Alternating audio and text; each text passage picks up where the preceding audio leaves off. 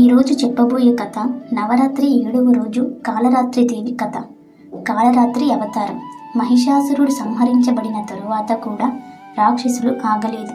రక్తబీజుడు అనే రాక్షసుడు అప్పట్లో భూమి మీద భయంకర హింస మొదలుపెట్టాడు. ఆయన శక్తి ఏమిటంటే అతని రక్తం నేలపై పడగానే ఆ చుక్క నుంచి కొత్త రక్తబీజుడు పుడతాడు. దేవతలు ఎంతగా యుద్ధం చేసినా రక్తబీజుడి సైన్యం ఆగలేదు. అప్పుడు అమ్మ కాళరాత్రి రూపం ధరించింది. కాళరాత్రి రూపం చూసిన వారు వణికిపోతారు. ఆమె శరీరం రాత్రి చీకటిలా నలుపుగా ఉంటుంది. జటలు విడిచి శంఖంలా గేషిస్తుంది. గొంతులు గర్జనలా శబ్దం.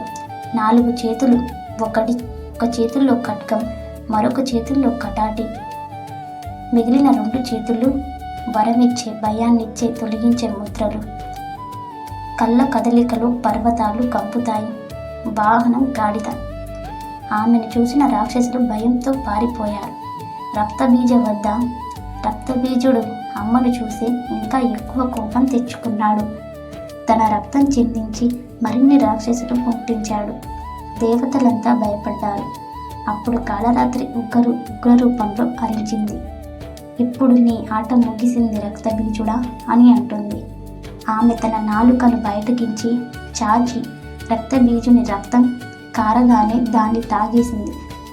అలా ఒక్కో చుక్క రక్తం కూడా నేలపై పడనీయకుండా చివరికి తన ఖడ్గంతో రక్తబీజుడిని తల నరికి అతన్ని సంహరించింది.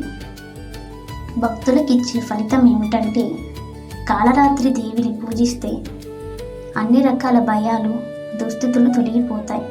చెడు శక్తుల నుంచి రక్షణ లభిస్తుంది. ఆత్మవిశ్వాసం, ధైర్యం పెరుగుతాయి. జీవనంలో కష్టాలు తొలగి విజయానికి దారి చూపుతుంది.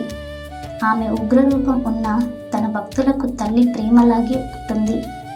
మరి 8వ రోజు ఎటువంటి అవతారం ఎత్తుతుంది, అసలు కథ ఏంటనేది నెక్స్ట్ వీడియోలో చూద్దాం. మీకు ఈ కథ కనుక ఇంట్రెస్టింగ్గా అనిపిస్తే మరిన్ని కొత్త కథల కోసం మా ఛానల్ని సబ్స్క్రైబ్ చేసుకోండి. అలాగే వీడియో ఎలా ఉందనేది కామెంట్